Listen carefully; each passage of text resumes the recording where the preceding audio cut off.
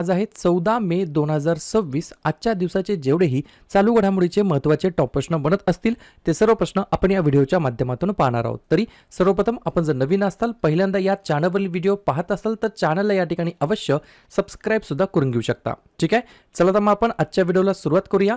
त्या अगोदर कालच्या व्हिडिओमध्ये जो काही शेवटचा प्रश्न विचारला होता त्या प्रश्नाचं उत्तर जाणून घेऊया. काय होता प्रश्न? दरवर्षी राष्ट्रीय तंत्रज्ञान दिवस म्हणजेच नॅशनल टेक्नॉलॉजी डे कोणत्या दिवशी साजरा केला जात असतो? तर बऱ्याच विद्यार्थी मित्रांनी अगदी योग्य उत्तर टाईप करून सांगितलं आहे. पर्याय क्रमांक सी 11 मेला दरवर्षी आपण या ठिकाणी विद्यार्थी मित्रांनो राष्ट्रीय तंत्रज्ञान दिवस म्हणून आपण साजरा करतो. जर तुम्हाला असं विचारलं 2026 ची थीम काय आहे तर लिहून घ्या, responsible innovation for inclusive growth. अशा प्रकारची थीम आहे for the year of 2026. Clear? आता पाहूया विद्यार्थी मित्रांनो प्रश्न क्रमांक पहिला. टोटल संपूर्ण व्हिडिओमध्ये 12 प्रश्न असतील. सुरुवातीपासून शेवटपर्यंत व्हिडिओ प्रामाणिकपणे पाहण्याचा प्रयत्न करा. एक एक प्रश्न महत्त्वाचा आहे, तुम्ही कोणत्याही परीक्षेची तयारी करा. प्रश्न क्रमांक पहिला काय आहे? पुदुचेरीच्या मुख्यमंत्रीपदी विक्रमी 5व्यांदा कोणाची या ठिकाणी नियुक्ती झाली आहे या ठिकाणी मुख्यमंत्रीपदी? प्रश्न क्रमांक पहिल्याचं योग्य उत्तर आहे पर्याय क्रमांक डी, एन रंगास्वामी असं त्यांचं नाव आहे. काय नाव आहे? एन रंगास्वामी असं त्यांचं नाव आहे. चेष्टाने सलग या ठिकाणी 5व्या वेळेस या ठिकाणी काय केलेलं आहे तर मुख्यमंत्रीपदी त्यांची नियुक्ती झालेली आहे. बाकीच्या ऑप्शनमध्ये वेगवेगळ्या मुख्यमंत्र्यांची नावे आहेत, जसं की पर्याय क्रमांक ए शुवेंदू अधिकारी, हे या ठिकाणी पश्चिम बंगाल या राज्याचे मुख्यमंत्री बनलेत. पर्याय क्रमांक बी हिमंता बिस्वा शर्मा, हे या ठिकाणी आसाम राज्याचे मुख्यमंत्री बनलेत.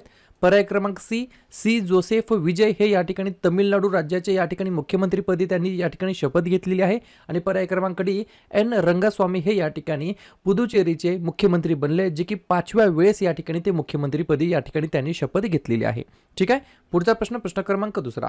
अलीकडेच भारताचे नवीन CDS chief of defence staff म्हणून कोणाची नियुक्ती करण्यात आलेली आहे? माफ करा, मला वाटते बहुतेक हा प्रश्न डबल झालाय, काही हरकत नाही. पर्याय क्रमांक सी जनरल NS राजा सुब्रमणी असं त्यांचं नाव आहे. लक्षात घ्या, हे भारताचे 3व्या क्रमांकाचे CDS बनलेले आहेत. याच्या अगोदर या ठिकाणी 2ऱ्या क्रमांकाचे CDS कोण होते? जनरल अनिल चौहान. आणि त्याच्या अगोदर पहिल्या क्रमांकाचे या ठिकाणी CDS कोण होते तर जनरल बिपिन रावत. बरोबर, CDS भारताचे आतापर्यंत 3च झाले. पहिले झाले बिपिन रावत, दुसरे आहेत या ठिकाणी अनिल चौहान, आणि तिसरे आता या ठिकाणी या महिन्याच्या नंतर NS राजा सुब्रमणी असं त्यांचं नाव आहे. हे या ठिकाणी 3ऱ्या क्रमांकाचे CDS बनणार आहेत भारताचे. बरोबर, CDSचा फुल फॉर्म काय? Chief of defence staff. ठीक आहे, दुसराच प्रश्न आहे एखाद्या नियुक्तीबद्दल, अपॉइंटमेंट बद्दल. तर बाकीच्या नवनवीन ज्या काही लेटेस्ट अपॉइंटमेंट झालेल्या आहेत, नियुक्त्या झालेल्या आहेत, त्याच्यावरती आपण एकदा चर्चा करूया. लिहून घ्या, भारतीय जे काय भारताची जनगणना आहे 2027 ची, त्याच्या ब्रँड अँबॅसेडरपदी सुदर्शन पटनायक यांची नियुक्ती. मोसाद जी की इस्रायलचे या ठिकाणी एजन्सी आहे त्याचे प्रमुख बनलेत Roman Goffman. Indian digital payment intelligence कॉर्पोरेशनचे MD आणि CEO बनलेत के सत्यनारायण राजू. फिक्कीचे नवीन महासचिव बनलेत अनंत स्वरूप. राज्यसभाचे उपसभापती या ठिकाणी बनलेले आहेत या ठिकाणी हरिवंश नारायण सिंह. नॅस्कॉमचे अध्यक्षपदी श्रीकांत वेलमकन्नी. संरक्षण लेखा नियंत्रकपदी Anugrah Narayan Das. Badminton world federation परिषदेच्या अध्यक्षपदी PV सिंधू. भारताचे पुढील CDS बनलेत NS राजा सुब्रमणी. आणि भारतीय नौदलाचे प्रमुख बनलेत व्हाईस ॲडमिरल कृष्ण स्वामीनाथन असं त्यांचं नाव आहे. पुढचा प्रश्न प्रश्न क्रमांक तिसरा. भारतीय उद्योग महासंघाचे वार्षिक शिखर परिषद 2026चं आयोजन कोठे करण्यात आलेलं होतं? 3 नंबरच्या प्रश्नाचं योग्य उत्तर आहे पर्याय क्रमांक बी न्यू दिल्ली या ठिकाणी. नवी दिल्ली या ठिकाणी विद्यार्थी मित्रांनो 2026 मध्ये भारतीय उद्योग महासंघ ज्याला आपण बोलतो CII, बरोबर, त्याच्या या ठिकाणी अॅन्युअल जे काही समिट असतं, वार्षिक शिखर परिषद असतं, त्याचं आयोजन करण्यात आलं होतं नवी दिल्ली या ठिकाणी. प्रश्न आहे एखाद्या शिखर परिषदेबद्दल, तर बाकीच्या नवनवीन झालेल्या आणि होणाऱ्या जे काही समिट्स असतात, शिखर परिषदा असतात, त्याच्यावरती आपण एकदा रिव्हिजन टाकूया. लिहून घ्या, AI इम्पॅक्ट समिट 2025 उत्तराखंडमध्ये. गाऊटेक 2026 पुण्यामध्ये. G7 शिखर परिषद 2026 फ्रान्समध्ये. AI या ठिकाणी इंडिया AI इम्पॅक्ट समिट 2026 नवी दिल्लीमध्ये. COP31 ची परिषद तुर्की या देशामध्ये. ब्रिक्स आरोग्य या ठिकाणी कार्यगटाची पहिली बैठक नवी दिल्लीमध्ये. 9व्या क्रमांकाची हिंद महासागर परिषद मॉरिशसमध्ये. 4थी भारत आफ्रिका फोरम शिखर परिषद नवी दिल्लीमध्ये. भारताची पहिली आंतरराष्ट्रीय नेत्ररोग संशोधन परिषद नवी दिल्लीमध्ये. 48व्या क्रमांकाची आशियन शिखर परिषद फिलिपाईन्स या ठिकाणी आणि भारतीय उद्योग महासंघाच्या वार्षिक शिखर परिषदे या ठिकाणी आयोजन करण्यात आलं होतं नवी दिल्लीमध्ये. पुढचा प्रश्न क्रमांक 4. अमेरिकेने अलीकडेच कोणत्या व्हिसा कार्यक्रमाअंतर्गत कामगारांसाठी किमान वेतन वाढवण्याचा प्रस्ताव दिलेला आहे?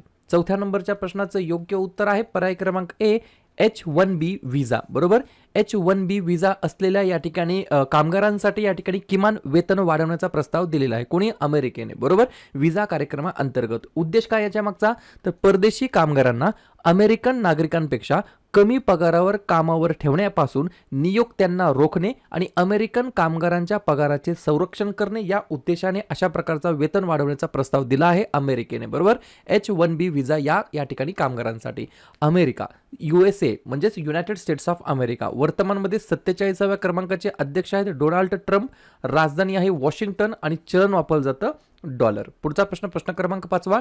भारताच्या सर्वोच्च न्यायालयाने सुरू केलेल्या सुसहाय चॅटबॉटचे मुख्य उद्दिष्ट काय आहे? 5व्या नंबरच्या प्रश्नाचं योग्य उत्तर आहे पर्याय क्रमांक डी, न्याय आणि न्यायालयीन सेवा मिळवणे ते सुलभ करणे, त्याच्यासाठी या ठिकाणी हेल्प या ठिकाणी सादर करणे या उद्देशाने या ठिकाणी सुसहाय चॅटबॉटचं या ठिकाणी इनॉग्रेशन करण्यात आलंय. त्याच्या मागचं हे मुख्य उद्दिष्ट आहे न्याय आणि न्यायालयीन सेवा मिळवणे सुलभ करणे.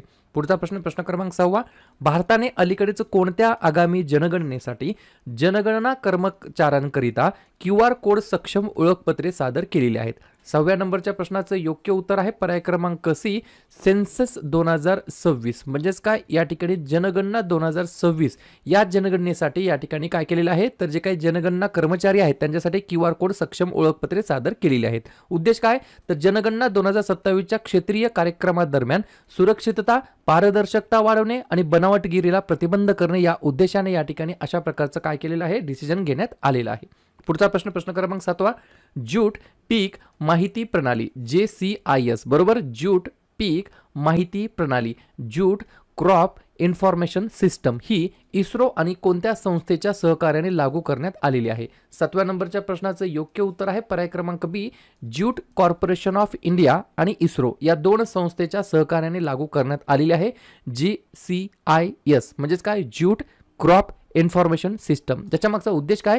ताग लागवडीचे वैज्ञानिक निरीक्षण करणे आणि पीक क्षेत्र, उत्पादन व उत्पादकता याचा अचूक अंदाज या ठिकाणी वर्तवणे. बरोबर. पुढचा प्रश्न क्रमांक 8. खालीलपैकी कोणत्या राज्य सरकारने वाहनांवरती या ठिकाणी धर्मावर आधारित ओळख चिन्हे जे काय असतात प्रदर्शित करण्यावरती बंदी घातलेली आहे? 8व्या नंबरच्या प्रश्नाचं योग्य उत्तर आहे पर्याय क्रमांक ए, नागालँड हे या प्रश्नाचं योग्य उत्तर असणार. याच्या मागचा एकच हेतू आहे रस्ते सुरक्षा आणि वाहतूक नियमांची समान अंमलबजावणी सुनिश्चित करणे हा याच्या मागचा उद्देश आहे. बरोबर. तर नागालँड राज्य सरकारने वेगवेगळ्या वाहनांवरती जे काही रिलिजन आधारित धर्मावर आधारित ओळख चिन्हे असतात ते प्रदर्शित करण्यावरती या ठिकाणी बॅन केलेला आहे, बंदी घातलेली आहे. पुढचा प्रश्न, कोणत्या राज्याने महिलांची सुरक्षा मजबूत करण्यासाठी सिंगापेन नावाचं या ठिकाणी विशेष दल स्थापन केलेलं आहे? तर पर्याय क्रमांक डी, तमिळनाडू हे या प्रश्नाचं योग्य उत्तर असणार आहे. 2-3 पॉइंट लिहून घ्या. उद्देश काय? महिलांची सुरक्षा, छळ प्रतिबंध आणि संकटात सापडलेल्या महिलांना तात्काळ मदत करणे या उद्देशाने हे सुरू करण्यात आलं आहे. या ठिकाणी या विशेष दलाची स्थापना 11 मे 2026 रोजी तमिळनाडूचे नवीन मुख्यमंत्री सी जोसेफ विजय यांनी पदभार स्वीकारल्यानंतर पहिल्याच दिवशी या दलाच्या निर्मितीचे आदेश दिलेला आहे. कार्यक्षेत्र कोणकोणतं असणार या दलाचं? तर हे विशेष दल शाळा, महाविद्यालये, बस स्थानके, रेल्वे स्थानके आणि IT कॉरिडॉर यासारख्या गर्दीच्या ठिकाणी तैनात असणार आहे. पर्याय क्रमांक डी, तमिळनाडू हे या प्रश्नाचं योग्य उत्तर असणार आहे. तमिळनाडूबद्दल सांगायचं म्हटलं, स्थापना झाली 1 नोव्हेंबर 1956. मुख्यमंत्री आहेत सी जोसेफ विजय, राज्यपाल आहेत राजेंद्र विश्वनाथ आर्लेकर, राजधानी आहे चेन्नई. 4 महत्त्वाचे राष्ट्रीय उद्यान मन्नर मरीनचे आखात, इंदिरा गांधी, मुदुमलाई, मुकुर्ती आणि 2 महत्त्वाचे धरण मेत्तूर आणि भवानी सागर. पुढचा प्रश्न क्रमांक 10. भारताच्या शेजारील कोणता देश सध्या गेल्या अनेक दशकांतील सर्वात गंभीर गोवरच्या साथीचा सामना करत आहे? तर पर्याय क्रमांक सी, बांगलादेश हे या प्रश्नाचं योग्य उत्तर असणार आहे. तर भारताच्या शेजारील हा बांगलादेश सध्या गेल्या अनेक डिकेड्स मधील सर्वात गंभीर गोवरच्या साथीचा सामना करत आहे. प्रसार जवळपास गोवरचा प्रसार या ठिकाणी संसर्ग बांगलादेशातील 64 पैकी 58 जिल्ह्यांमध्ये पसरलेला आहे. भारताने 2026 पर्यंत या ठिकाणी लक्षात घ्या, भारताने या ठिकाणी एक उद्देश ठेवला आहे गोवर बद्दलच. कशाचा? निर्मूलनाचं. भारताने 2026 पर्यंत गोवर निर्मूलनाचं या ठिकाणी उद्दिष्ट ठेवलेलं आहे. या दोन्ही गोष्टी ऑपोजिट आहेत, परंतु परीक्षेच्या दृष्टिकोनातून महत्त्वाच्या आहेत. बांगलादेश राष्ट्रपती आहेत मोहम्मद शहाबुद्दीन, पंतप्रधान आहेत तारिक रहमान, राजधानी आहे ढाका, चलन वापरलं जातं बांगलादेशी टका. पुढचा प्रश्न, 44 वर्षानंतर म्हणजे तब्बल आफ्टर 44 इयर्स आशियाई वेटलिफ्टिंग चॅम्पियनशिप 2026 चे आयोजन भारत कोणत्या शहरामध्ये करत आहे? तर गुजरात राज्याच्या गांधीनगर शहराच्या अंतर्गत या ठिकाणी India to host Asian weightlifting championship 2026 in Gujarat after 44 year in Gandhinagar city. बरोबर. अशा प्रकारे शेवटचा प्रश्न, तमिळनाडूचे नवनिर्वाचित मुख्यमंत्री थलपती विजय यांचा पक्ष TVK म्हणजे फुल फॉर्म काय? तमिलगा वेत्री कळघम. बरोबर. तर यांचे निवडणूक चिन्ह काय होते? तर पर्याय क्रमांक ए व्हिसल, शिट्टी, WHISTLE व्हिसल असं या ठिकाणी त्या चिन्हाचं नाव आहे. क्लिअर? तर अशा प्रकारे विद्यार्थी मित्रांनो हे होताचे 12 प्रश्न. उपक्रम कंटेंट हा जो काही प्रयत्न आपण सुरू केलाय मराठी भाषेमध्ये कसा वाटतो अवश्य कमेंट करत चला. आणि तुमच्यासाठीचा आजचा खास प्रश्न, बॅडमिंटन मधील थॉमस कप 2026 चे विजेतेपद कोणत्या देशाने जिंकलेले आहे? चीन, फ्रान्स, दक्षिण कोरिया की इंडोनेशिया? तर ज्या पण विद्यार्थी या प्रश्नाचं योग्य उत्तर येत असेल त्या प्रश्नाचं उत्तर तुम्ही कमेंट बॉक्समध्ये देण्याचा प्रयत्न करा. प्रश्नाचं उत्तर चुकू द्या, बरोबर येऊ द्या, काहीच हरकत नाही.